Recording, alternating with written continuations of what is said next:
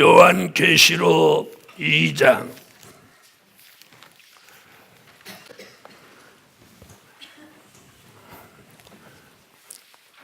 12절입니다.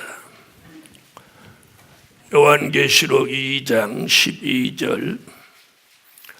버가목 교회의 사자에게 편지하기를 좌우에 날선 검을 가진 이가 가라사대 내가 어디 사는 것을 내가 아노니 거기는 사단의 위가 있는 데라.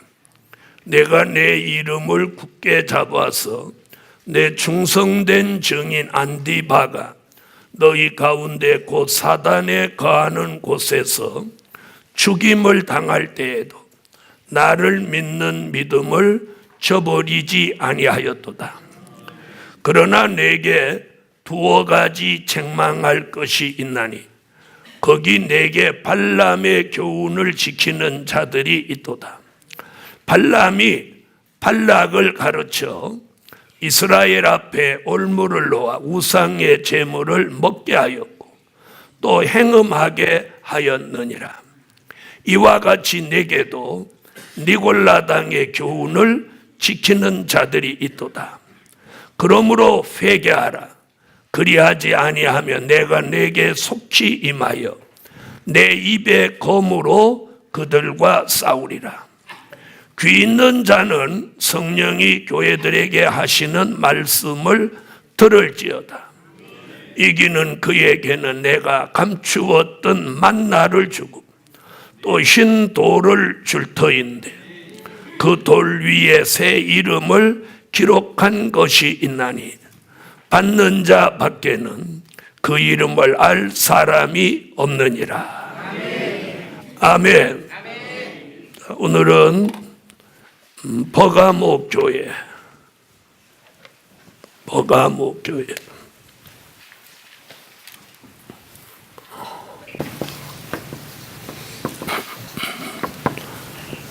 말씀 무장하라. 네, 이 교회는 버가목 교회는 말씀을 무장해야 합니다. 그래서 예수님이 이 교회에 나타나셨는데 이런 모습으로 나타났어요. 좌우에 날선 검을 가지신 이로 나타났어요. 좌우에 날선 검. 자, 이 좌우에 날선 검은 두 가지 의미를 가지고 있습니다. 하나는 말씀의 검이고 하나는 심판의 검입니다. 이 말씀을 받아들이는 사람은 뭐가 되고 말씀의 검이 되고 이 말씀을 받아들이지 않는 사람은 심판의 검이 됩니다. 자, 말씀의 검은 히브리서 4장 12절로 13절에 하나님의 말씀은 살았고 운동력이 있어 좌우에 날선 어떤 검보다 예리하여 심령과 관절과 골수를 찔러 쪼개기까지 한다. 이건 말씀의 검이에요. 즉 말씀을 통해서 전해지는 말씀의 힘.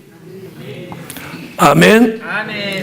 그런데 이 말씀을 받아들이지 않는 사람은 이게 심판의 검입니다. 그래서 여기 이렇게 말합니다. 자, 16절. 오늘 본문 계시록 2장 16절 읽어보세요. 그러므로 회개하라. 그리하지 아니하면 내가 내게 속히 임하여 내 입의 검으로 그들과 싸우리라. 아멘. 자, 내 입의 검으로 그들과 싸우리라. 이건 심판의 검이에요. 이는 계시록 19장 21절 말탄 자의 입의 검으로 모두를 죽인다고 했어요. 자, 그래서 오늘 주님이 가지고 계신 좌우의 날선 검은 받아들이는, 말씀을 받아들이는 우리에게는 말씀의 검이고 말씀의 힘이고 말씀의 능력이고 말씀의 기운입니다. 아멘. 그러나 받아들이지 않고 회개하지 않는 사람은 심판의 검이 돼서 결국 산자의 심판을 겪게 된다는 것입니다. 자, 버가목 교회는 어떤 교회냐면 사단의 위가 있는 데라. 그래서 사단의 위. 13절에 나오죠. 사단의 위. 즉 사단의 위는 뭐라고 했어요? 사단이 거하는 곳이다. 즉 사단의 본부다. 이런 얘기예요. 자, 그러니 이 교회가 얼마나 사단의 역사가 많겠어요. 자, 13절 한번 읽어봐요. 내가 오직 쓰는 것을 내가 아니니 그들 믿음을 저버리지 아니하였도다. 이 교회는 사단의 본부, 사단이 거하는 곳에 있는 교회로 시련이 많았지만 안디바가 순교한 곳이에요. 안디바가 순교한 교회예요. 그러니까 7교회 중에서 순교자가 나온 교회가 바로 이 버가목 교회예요. 자, 그러면 이들은 뭘 지킨 교회예요? 믿음을 지킨 교회죠. 자, 13절에 그랬잖아요. 자, 13절 하반절. 곧 사단에 거하는 곳에서 죽임을 당할 때에도 나를 믿는 믿음을 저버리지 아니하였도다. 왜 읽어놓고도 딴소리 하는 거예요? 말씀대로 답변을 해야 되는. 그러니까 이 교회는 사단의 역사가 많아서 안디바가 순교했어도 끝까지 믿음을 지킨 교회예요. 괜찮은 교회죠? 네, 괜찮은 교회예요. 자, 그런데 이 교회는 14절에 들어가 보면 두어 가지 책망할 것이 있다. 자, 그럼 14절 읽어보세요. 그러나 내게 두어 가지 하였느니라. 아멘. 자, 발람, 발락 이런 얘기들이 나옵니다.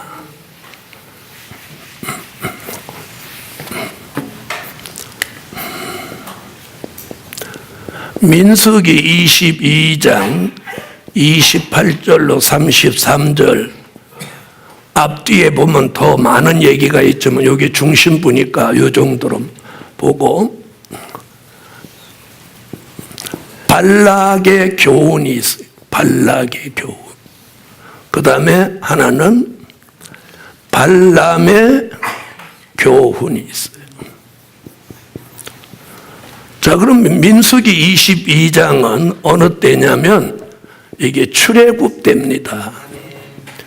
히브리 민족이 출애굽에서 광야에 나왔을 때의 사건이에요. 그러니까 민수기 22장에 발락과 발람이 나오는데 왜 갑자기 이게 우리 시대의 요한계시록에 나오냐는 거예요. 네? 자, 한번 보세요. 고린도전서 10장 1절로 12절을 보면 자, 뭐라고 출애굽 때 있었던 일은 말세를 당한 우리에게 거울과 경계로 기록해 놓았다. 이렇게 말했어요. 자, 그 다음에 유다서 1장 5절에 보면 출애굽 때 역사 다시 생각나게 한다. 그래서 선지서와 요한계시록이 이루어지는 이 종말의 역사는 출애굽 때 있었던 일을 다시 재판하는 거예요. 그래서 이 마지막 때에는 지도자가 굉장히 중요한 거예요. 지도자가 굉장히 중요한 거예요. 자, 그래서 출애굽 때 있었던 역사를 다시 생각나게. 그러니까 출애굽 역사는 말세의 역사의 이 그림자예요, 그림. 그래서 우리가 모세가 겪었던 일, 여호수아가 겪었던 일을 우리가 그림자로 생각해요. 그 노정에서 일어난 사건에 발락과 발람이 등장하는데 그게 민수기 22장이에요. 이거 읽으면 시간 많이 가니까 나중에 야곱의 집에 조용할 때 읽으세요. 그러면 다시 말하면 현대판 발락과 발람이 나온다는 거지. 무슨 말인지 아셨죠? 그럼 발락의 교훈이라고 하는 건 무슨 말이냐? 자, 물질 있는 종이 물질로 사람을 움직이려 하는 미혹을 발락의 교훈이라고 한다. 딱 정의를 내리면 이렇게. 자, 물질 있는 종이 물질로 사람을 움직이려 하는 미혹을 뭐라고 해? 발락의 교훈이라고 한다. 그럼 출애굽 때 발락이 누구를 물질로 미혹했어요? 발람을 물질로 미혹했단 말이에요. 그럼 우리 시대에도 누구라도 물질이 있으면 그 물질을 가지고 사람을 움직이려고 하면 안 된다는 거예요. 그런 사람이 있으면 그게 뭐예요? 발락의 교훈이다. 그래서 선지서가 요한계시록 같이 이루어질 때 물질이 있는 종은 발락의 교훈을 경계해야 돼요. 아멘. 이게 정의예요. 자, 그럼 발람은 뭐냐? 선지자가 말씀을 쫓아가지 않고 물질에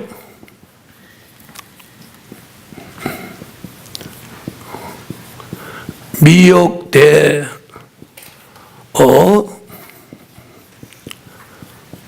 움직이는 것을 발람의 교훈이라고 한다.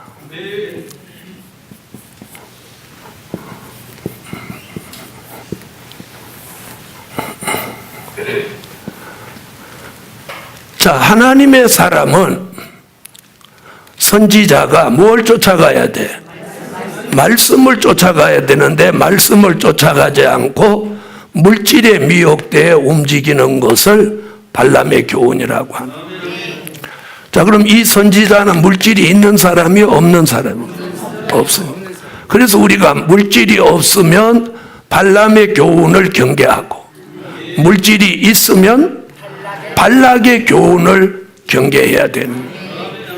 그러니까 이 마지막 때에 하나님의 종들에게 가장 경계해야 될 게 뭐예요? 물질이어야 돼요. 그래서 하나님의 사람은 물질에 깨끗해야 돼. 깨끗해야 돼. 그래서 교회는 부유해지더라도 주의 종은 가난할 필요까지는 없지만 부자가 되면 안 되는 거예요. 자기 개인 재산을 축적하는 건 바람직한 태도가 아니에요. 그건 발람이 될 수가 있는 거예요. 무슨 말인지 아세요? 사람이라고 하는 건 견물생심이에요. 집을 하나 가지면 또 가지고 싶고, 돈을 1억 만들면 2억 만들고 싶고, 2억 만들면 10억 만들고 싶고, 이런 게 사람의 본질이에요. 네, 그래서 저와 여러분이 선지서와 요한계시록의 말씀이 귀에 들리거들랑 그 사람은 선지자의 사명이 있는 사람이에요. 여러분, 구약의 선지자가 부자로 사는 사람이 있어요, 없어요? 선지자는 부자로 산 사람이 없어. 왜? 떠나라면 떠나고, 바치라면 바치고, 보내라면 보내고, 죽으라면 죽어야 되는 거예요. 그게 선지자의 길이야. 특히나 이 선지서와 요한계시록으로 종말내 추수꾼의 사명을 감당할 인마진 종의 반열에 설 사람은 물질에 깨끗해야 돼. 물질에 깨끗해야 돼. 자, 우리는 오늘 발람의 교훈을 보세요. 선지자가 말씀을 쫓아가지 않고 물질에 미혹되게 움직이는 것은 발람의 교훈인데, 자, 이 발람 얘기가 지금 계시록 이 버가모 교회에 나오는 거예요. 아멘. 자, 야고보 사도는 야고보서 5장 1절로 6절에 이 마지막 때에 물질을 쌓아놓지 말라는 거예요. 물질을 쌓아놓으면 그 물질이 소리를 지르고, 믿음은 변질되고, 세마포 예복은 젖먹는다. 자, 오늘 한번 찾아보세요. 야고보서 5장 1절로 6절 읽어주세요.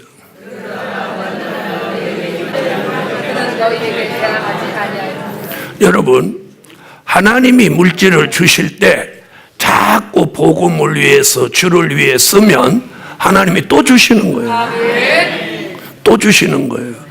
그런데 사리사욕 안 차리고 자꾸 쓰면 더 많이 주시는 거예요. 이게 지혜로운 삶이에요. 그런데 쌓아두면 안 되는 거예요. 그래서 금이 녹슬었다는 건 믿음이 변질된다는 거예요. 옷이 젖먹었다는 것은 세마포 예복이 젖먹는다. 그 말은 뭐예요? 신앙의 정절에 문제가 생긴다는 거예요. 자, 그러면 선지자는 뭘 쫓아가야 돼? 말씀입니다. 그래서 창세기 12장 4절에 믿음의 조상 아브라함은 나이 75세에 여호와의 말씀을 쫓아갔더라고요. 자, 이 발람을 훗날 베드로가 이렇게 말합니다. 베드로 후서 2장 15절로 17절에 물질에 미친 선지자라고 표현합니다. 누구는? 발람은. 여러분, 우리가 이 시대에 하나님의 말씀으로 살지 않고 돈 막 이러는 사람은 현대판 발람입니다. 현대판 발람. 자, 여기 한번 보세요. 전부 다 베드로후서 2장. 베드로도 발람 얘기를 합니다. 계시록에 같이. 베드로후서 2장 이거 다 찾아요. 자, 베드로후서 386페이지. 베드로후서 2장 15절로 17절까지. 자, 읽습니다. 시작.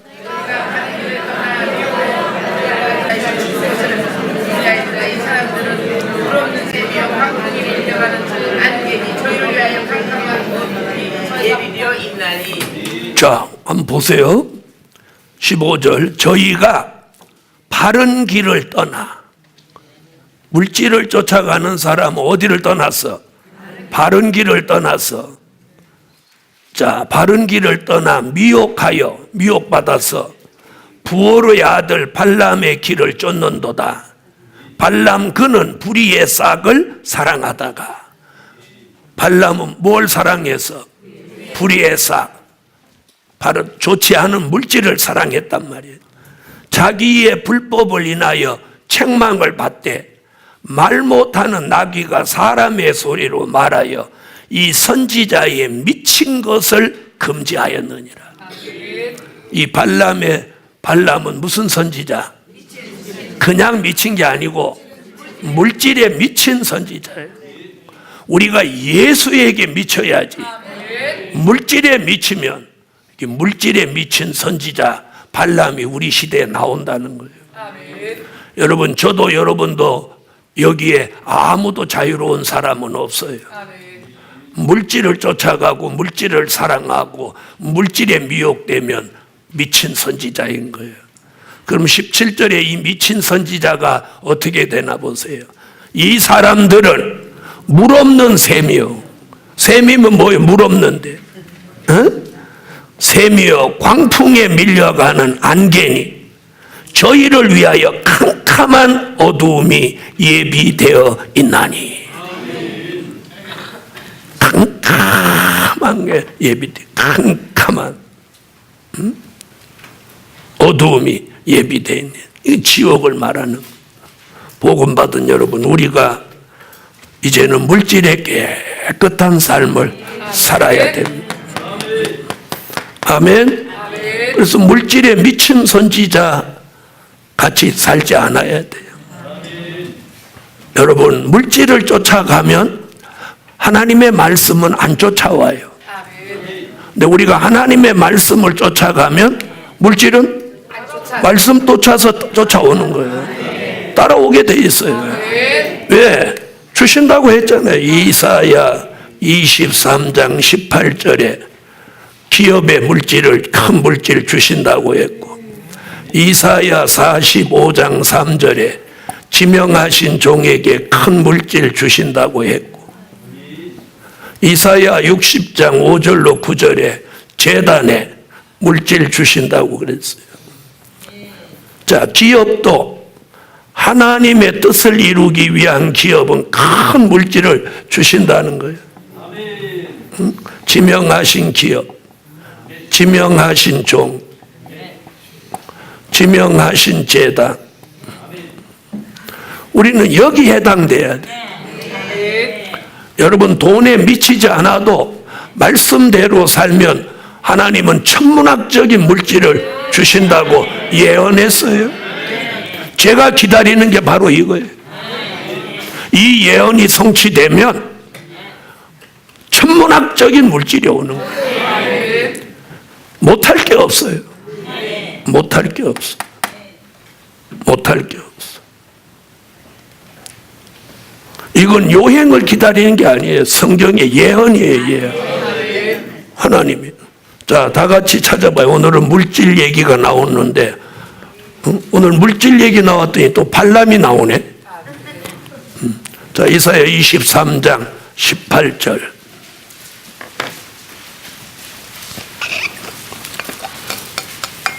자, 찾으셨으면 읽어주세요.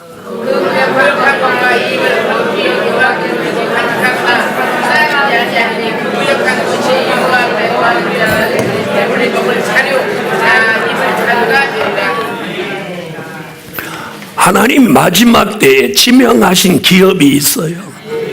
이 기업은 하나님이 물질을 쏟아 부어주는데 어떻게 해야 되냐? 쌓아두거나 간직하면 안 되는 거예요. 쌓아두거나 간직하면 이 사건이 터지는 거예요. 그런데 복음을 위해, 주를 위해서 물질을 쌓아두지 않고 자꾸 드리면 이 기업은 계속 흑자가 나도록 만들어요. 그럼 반대로 이렇게 안 하면 쫄딱 망한다는 얘기지. 뭐 그렇게 뭐 고상하게 말할 필요가 뭐 있어. 노골적으로 말해야지. 간단해. 하나님의 뜻대로 뜻에 맞게 하면 대박 나고, 하나님의 뜻에 안 맞게 하면 쪽박 차고. 성경이 지금 얘기하는 게 그거예요. 그래서 이사야 23장 1절부터 17절까지는 두로의 무역이 허사가 된다. 즉 세상을 위해서 하는 사업은 망한다. 그 결말이 비참하게 된다.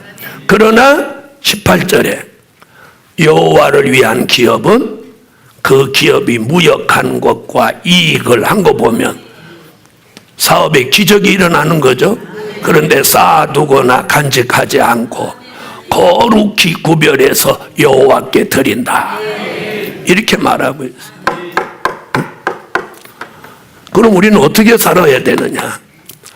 벨릴의 말씀에다 기준을 두고 백마의 사상으로 철저히 가면 언젠가는 이 역사가 오는 거예요. 저는 바람이 용의 길을 꺾으신다고 했으니 올해는 이 일이 이루어지지 않겠나 기대해. 예. 그리고 사람이 기도하는 사람에게 어떤 기쁨이 팍 오면 이게 좋은 일이 올 징조예요. 좋은 일이 올 징조. 좋은 일이 올 징조예요. 지금 2019년에는 그런 게 이렇게 오는 거예요. 여러분, 바람이 눈에 안 보이지만 뺨에 닿는 느낌을 통해서, 그죠? 나무가 흔들리는 걸 보아서 바람이 부는 걸 아는 것 같이 예언이 성취되는 이 역사의 소용돌이를 이 영적 감각과 기능이 있는 사람 느끼는 거예요. 느끼는 거예요. 느끼는 거예요. 아멘. 그래서 하나님이 이 마지막에 지금 이런 얘기가 나오는 거예요. 하나님의 종 말세에 선택받은 종은 물질에 깨끗해야 돼요. 여러분, 그래서 우리를 검열해 본다는 거예요. 뭘 검열하느냐? 사리사욕 있는지 이걸 검열해요. 그 다음에 하나님 앞에 인색함이 없는지 이걸 검열하는 거예요. 자, 한번 보세요. 아까 내가 그 얘기 하려다 말았는데 물질이 있는 사람이 물질을 벌지요. 하나님 앞에도 내가 물질 드리는 사람이 물질을 돌려받는 거예요. 물질을 드리는 사람이 돌려받는 거예요. 네, 복음 받은 여러분, 욕심은 끝이 없어요. 그리고 그 친구한테 나중에 물어보니까 뭐 하나만 조금 더 하고 해주려고 그랬대. 근데 그거 하면 마음이 또 바뀌는 거야. 그렇죠? 그래서 무엇이든지 먼저 하나님을 해야 돼. 먼저 하나님. 그래서 식당에 뭐라고 써놨어? 먼저 하나님. 아멘? 그래서 오늘은 먼저 하나님. 하나님이 물질 주셔도 먼저 하나님. 기도드립니다.